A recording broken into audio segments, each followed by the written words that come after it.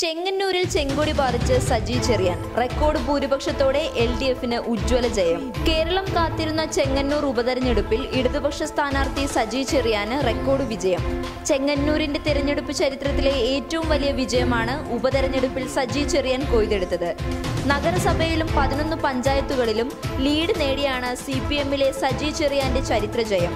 1987 മാമൻ ഐപ്പ് നേടിയ 15,703 വോട്ടിന്റെ ഭൂരിപക്ഷം മറികടന്നുള്ള വിജയം UDFനും BJPക്കും ഷോക്കായി. UDF രണ്ടാമതെത്തി സ്വന്തം വോട്ടുകൾ കാത്തപ്പോൾ BJPക്ക് 8,000-ലേറെ വോട്ടുകൾ കുറഞ്ഞു. ചെന്നിത്തലയുടെയും വിജയകുമാറിന്റെയും പഞ്ചായത്തുകളിലും UDF പിന്നിലായി. കേരള കോൺഗ്രസ് ഭരിക്കുന്ന തിരുവൻവണ്ടൂരും LDFന് തന്നെ. വിജയഹർഷത്തിൽ പ്രവർത്തകർ സജി ചെറിയാനെ തോളിലേറ്റി ആഹ്ലാദ പ്രകടനങ്ങൾ തുടങ്ങി. വോട്ടെണ്ണൽ കേന്ദ്രത്തിന് മുന്നിൽ വൻ ജനസഞ്ചയമാണ് അദ്ദേഹത്തെ വരവേറ്റത്. കോൺഗ്രസ് വിട്ട ശോഭന ജോർജും വിജയാഹ്ലാദത്തിൽ പങ്കുചേർന്നു.